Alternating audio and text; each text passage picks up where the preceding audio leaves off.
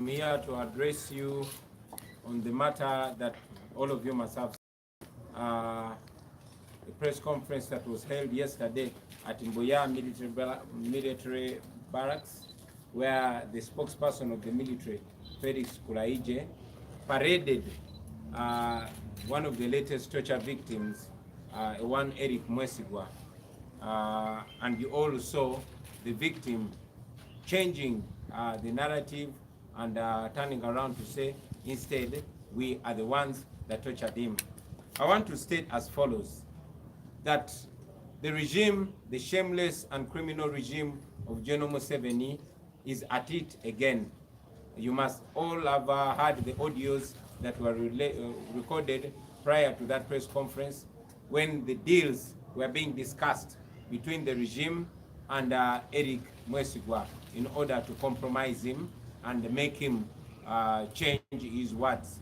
This is happening because he's frightened, first of all, ashamed internationally because of the unacceptable behavior and treatment of citizens, but also they are scared of sanctions that they see are coming to them. And therefore, they are trying as much as possible to change the narrative and try to hoodwink the international community and Ugandans. You all remember, ladies and gentlemen, that some time ago, the former president of NUP, Mzee Chibalama, was abducted by the regime, and the regime they tortured Mzee Chibalama together with his son and made him change his words and made claims that we had paid him $5 million to take over NUP.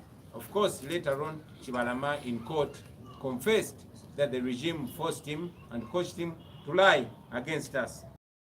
That's not all.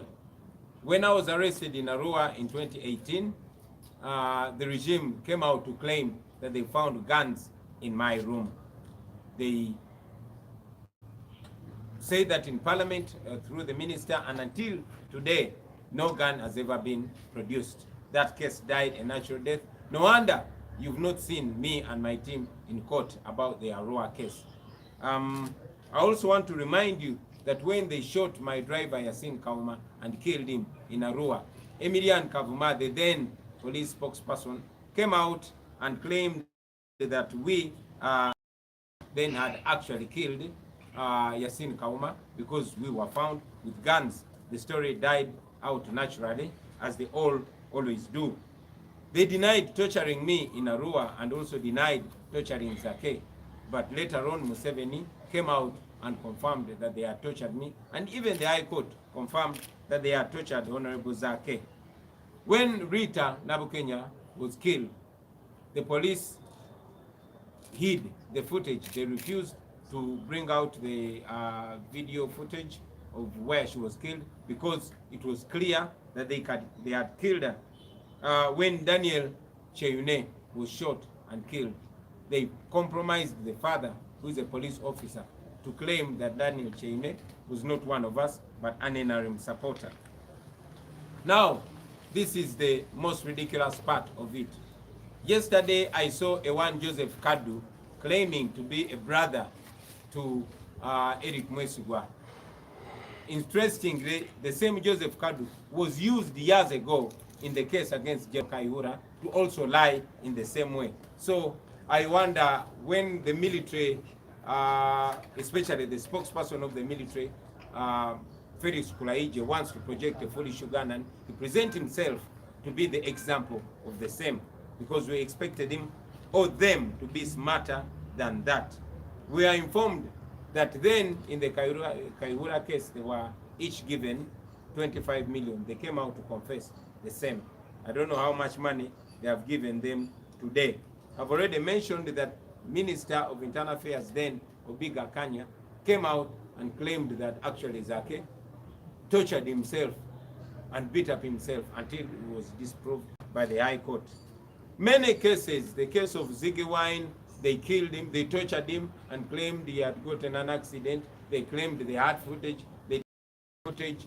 Ronald Segawa, they tortured him and cut off his fingers. They claimed he was a pickpocketer who was stealing a phone. They never arrested him. They never charged him.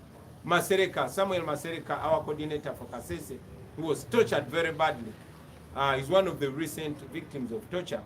After torturing him, and when we presented him to you, the media, they reached out to Masereka, offering money for him to do the same as Mwesigwe Eric did.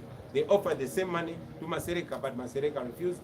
And actually, right now, Masereka is in hiding because he refused to do what the military were asking him to do. The stories can go on and on and on. They abducted Jamshid Kavuma. They denied abducting him. Enanga came on TV and denied abducting him or having him for a whole month until they were forced to release him, to produce him. They tortured Kakwenza Rukirabaseja. You also.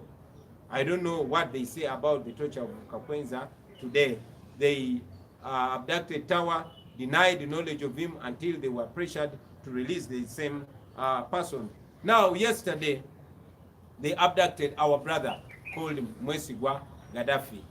They first abducted the wife, looking for Gaddafi, but later released the wife, then abducted the friend to Gaddafi. His friend is called Tom Sange, but they call him in the ghetto, they call him Mosquito.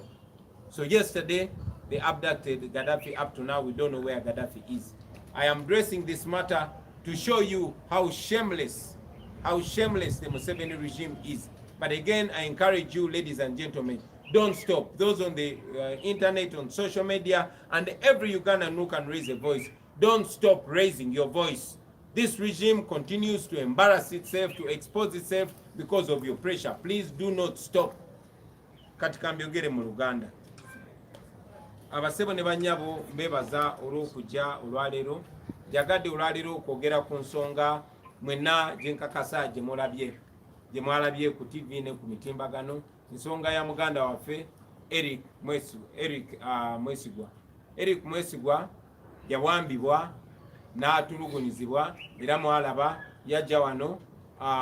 Ffe kye tukola kwe kulabisa gavumenti eno ne tuyita mwe n'abannamawulire ne tubalaga Eric Mwesigwe. Olw'obuswavu obwa gavumenti eno n'okulabisako twagirabisaamu n'ensi yonna kyebaddeko, naye okusingira ddala okutya nati ezigenda obbasibwako kubanga ensi yonna emanye ebigenda maaso mu Uganda.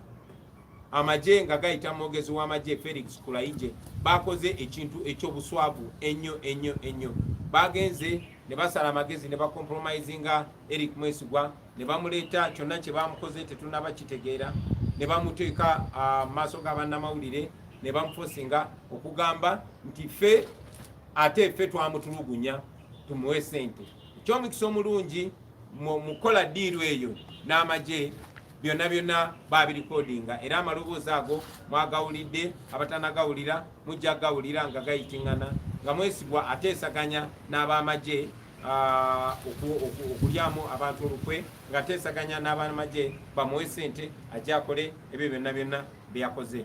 Ekyo nno basebo ne banyabo si kipya kubanga mwakirabako nga bakutte Mwami Kibalama eyali president wa NUP mukadde, ne bamuwamba ye ne mutabani we, ne bamussa ku kamera ne bamwogeza nti ffe twamulimbalimba nti tugenda muwa miliyoni za $5 okutuguza ekibiina. Paka Mwami Kibalama bwe yavaayo mu kooti n'ayogera amazima nti amagye gaali gamuwambye, era yali ayogera n'omukulu w'amagye ebiseera ebyo. Kya buswavu nti gavumenti eno genda maaso n'okozesa amagye okukola ebikolobero okuwamba abantu n'okubafosinga oboogeza ebyo ebitali bituufu. Era si kye kyasooka, mwalaba nga gavumenti eno ng'eyita minisita w'ensonga z'omunda ebiseera ebyo yagenda mu parliament ne bagamba nti bankutte nze n'emmundu 2 mu Arua mu kisenge kyange, era ne bazigulako omusango gw'okusangibwa n'emmundu. Mwenna mumanyi nti paka olunaku lwaleero emmundu ezo zaabula n'omusango ogwo mwenna mumaze tuwezezza emyaka egisukka mu 2 nga omusango ogwo tegutuula. Naye ogwo omusango gwali gwa nagomola gwe baali banziguddeko nga balimbye abantu nti bansanze n'emmundu. Batta Yasini Kawuma, bamukuba amasasi mu Arua. Yasini Kawuma yali driver wange, naye omwogezi wa poliisi ebiseera ebyo Emilian Kavuma yavaayo Emilian Kayima yavaayo n'agamba nti ffe kennyini ffe twasse Yasini Kawuma kubanga batusanze n'emmundu. ebyo byakomaawo tebatugulako musango ogwo kubanga baali bamanye ekituufu. Tebyakomaawo juzi bwe batta muganda waffe Daniel Kyeyune bagamba nti ffe twamuse, bamwegaana era ne bakompromisinga taata we eyali wa poliisi n'agamba nti ye abadde wa NRM. So ngezaako balaga gavumenti eno engeri gyegenda ng'ekyusa ebintu mu ngeri ey'obuswavu. Bakozesa ku mulundi guno bajjeyo omusajja gwe bayita Kaddu Joseph gwe baleese tiye muganda wa Eric Mwesigwa. Kaddu Joseph eyo mujja kulaba ne bu video batandise okujjayo nga y'omuntu omu gwe bakozesa nga bagudde ku kayibula emisango newankubadde ate era yavaayo n'agamba nti baali bamuwadde $25,000 awe obujulizi obukyamu. So kyewuunyisa nti bano abantu betubadde tutya nga tulowooza abagezi ate si bagezi nnyo nga bwe mulowooza. Batusinga butemu, tebatusinga magezi kubanga bakola ensobi ze ezimu nga bagenda baziddingana. Mwabalaba nga bayita mu Obiga Kanya, minisita w'ensonga ez'omunda ebiseera ebyo, yavaayo n'agamba zaake ye yeetulugunyiza yerumyerumya amatu paka ekooti enkulu bwe yavaayo nekakasa nti ddala zaake bamutulugunya nga nze kennyini era Maruwa beegaana nti tebantulugunyako paka Museveni bwe yavaayo n'akakasa nti amagye gantulugunya. Zino ngezaako bawa ensonga ez'enjawulo, ebiseera eby'enjawulo, emirundi egy'enjawulo gavumenti ya Museveni bwezze naddala ng'ekozesa amagye wamba abantu bamala okutulugunya abantu ne babatuusaako obuvune ne babakolako ebyambyone ate ne bavaayo bo kennyini ne bakozesa abo abantu bennyini oba ne balimba mu ngeri ey'obuswavu. Mwabalaba ku Ziggy Wine batulugunya muganda waffe muyimbi munaffe Ziggy Wine n'atuuka n'okufa. Bagamba baleeta footage okakasa yafunye accident. Oyo footage yabula bwatyo. Ssegawa Ronald omulenzi gwe mwalaba gwe bawamba ne bamutulugunya kubanga yali yesize ebya Museveni nga yambadde t-shirt ya Museveni naye nga wagira people power. Oyo bamusalako engalo ne oluvannyuma bagamba yali mubbi, bamukwata bakasimu. Tewali musango gwonna gwe bamugulako, tewali wonawona gwe bamuloopa. Kikikoma kwoyo Masereka, Samuel Masereka coordinator waffe ow'e Kasese bamuwamba ne bamutulugunya ne bamusalaasala naye kati babadde kubanga kyabadde kibaswaza nnyo babadde bamunoonya nga baagala naye akole kye bakozeseza Eric Mwesigwa. Era Masereka bwe yaganye n'atubuulira mulabye ng'akola ne interview ng'ayogera ku nsonga y'emu. Kati Masereka yeekwese kubanga bamunoonya mutuusaako buzibu. Mwabalaba abo bawamba Jamshid Kavuma ne bamwegaana okumala omwezi mulamba kubanga baali bamukubye essasi mu kugulu, yamala kutereramu ne balyoka bakkiriza. Enanga yennyini yeegaana nti tebalina Jamshid Kavuma okumala omwezi mulamba ng'ebitongole byonna ebigamba nti bitongole bikuumaddembe nga beeganye Jamshid Kavuma. Mwawamba tawa ne bamwegaana paka bwe bamusesema. Olwaleero baganda baffe be bawamba ekapeeka ne Nakaseke gye bali bakyabeegaana oba oliawo baba tebannabatta nabo kubeera ku pressure babate bangi nnyo kugeza olunaku lw'eggulu bawambye muganda waffe Gaddafi mugumya bamuwambye, basooka kuwamba mukyala we nga babanja bbaawe abalage gyali then ne bawamba mukwano gwe gwe bayita Tomusange gwe bakazaako erya mosquito oyo talabikanga. Kati olunaku lwajjo bawambye Gaddafi.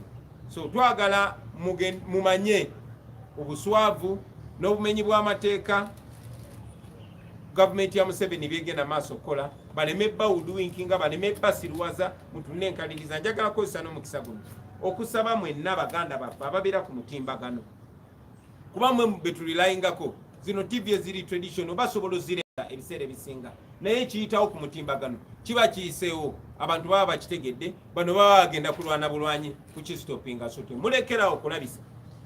temulekerawo kulabisa mwe betuyimiriddeko bano ba criminal bano bayeekera bano batemu bakyusa bukyusa ngoye ne bambala amasuuti naye bano babbi bali bakwasi b'abakazi be batulugunyanga abantu baffe bawamba balumbanga zibbanka. So bano ba criminal, these are criminal. Kulayigye be mulaba ba criminal batemu batta abantu b'abandi batta abaana b'abandi ne bamala ne babatulugunya ne babatuusa ku kisenge. Simanyi oba bamuwambidde mwana we oba bamuwambidde muntu we oba bakoze eki. Ate n'obwavu bennyini Museveni bwatadde mu bantu baffe ne bavuwalira ddala n'agezako bamalamu essuubi temugwamu ssuubi mulemereeko bano abantu okola bino ebintu kiragira ddala okutya kiraga nti bali ku pressure kati sanctions zigenda baluma obujulizi bugenda buwera kyobola abagezaako okubuzaabuza badde nyina okukliyaringa eno ensonga basebo ne banyabo mwebale nnyo okumpuliriza mpozi ensonga endala gye njagala okusembyayo njagala obategeeza nti bukyanga tufiirwa muganda waffe kanso wa Mary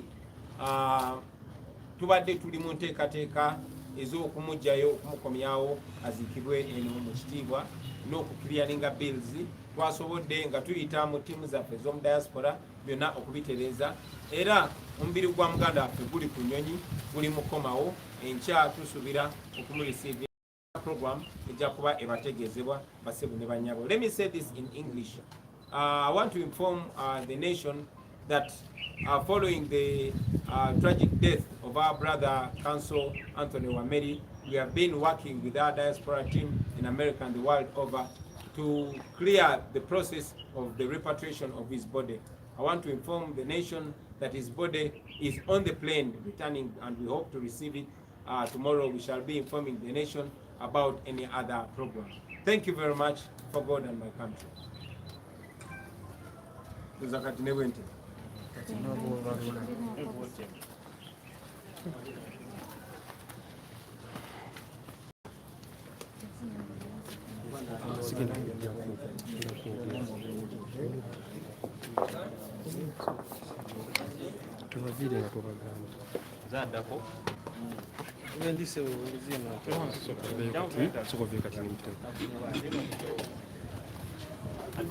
yesampuliriza mwannyinaze omulungi wano kuke ayi mukulembeze kwa weekuumidde n'ebirowoozo ebigambo bya his excellence mubiwulidde bulungi ate mmwe abali ku YouTube mukola omulimu munene linki ya YouTube ku Facebook yiiyaawo bannange tetugenda kulya nze ngake ayi sigenda kulya sente z'ekibi bannange ndina wano ngenda twala guno omukisa gwennyini obagamba neetaaga lenzi naye tufuna okusomozebwa kungi nti no waliwo obusente oba bwetaagisa mbuno biki naye ffe I cannot go for 10 million for 20 million for 50 millions for what? At least osobola okujja wano n'okabi n'oyogera ne bannayuganda abo balaba nti KI olemedde ku mulwamo tikatukubeererewo because nga president wakyogedde ebireetera bino ebizibu bwavu Museveni yatwavuwaza nnyo mu kutwavuwaza ennyo ateekawo embeera nti kati oba oyavuwadde ng'akola ki kuyita nga osobola okulaba nti ate akugula naye ffe twagaana nze nkubuulira miliyoni 10 miliyoni 2 miliyoni 5 miliyoni 10 tezigenda kunjija ku mulamwa cause ezo ze basobola okugula nababa nga bakuguza ezo obutono obwo tebugenda kukola kyova olaba nga nze nagamba no kyova olaba tusobola okuvayo ne tugamba no bannayuganda mikwano gyaffe abali kuno ku Facebook ku YouTube ku Twitter ku TikTok otubaga tuvuddeyo abamu oba olabye omuntu ng'obulabamu essuubi w'omulamwa nga ebintu bimusoomooza navayo n'agamba sawa zino I have a camera but I need a good lens sigenda genda wa Kulayigye nti nampe sigenda genda wa Kulayigye nti no neetaaga sente nedda at least for those Ugandans abasobola okubeerawo naffe mu mbeera yonna mbeebaza abali ku YouTube ndowooza ogiraba YouTube yiiyo kubaddeko abantu 5 mwebale bane tugenda tandika okukolera ku YouTube ne Facebook byonna Facebook ne TikTok banaye nina ebintu bingi nina TikTok nina YouTube nina Twitter nina TikTok kali kwegamba emikutu mingi kyokka ndi omu ebyaddala I am one anti lwaki ekikutiisa okuweesa essimu oba account y'omuntu omulala someone else ayinza ogikozesa ogihakinga ayinza ogikozesa ebibi kyova olaba olumu otya n'otyo gigaba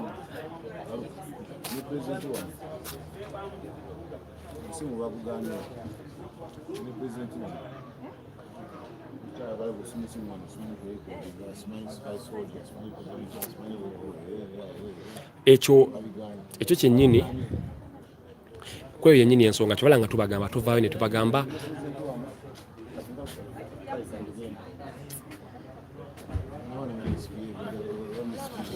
abama sawa naye tuge genda ogambe Luisi ke ayiwaali genda ogambe kanso ke ayiwaali anti kuba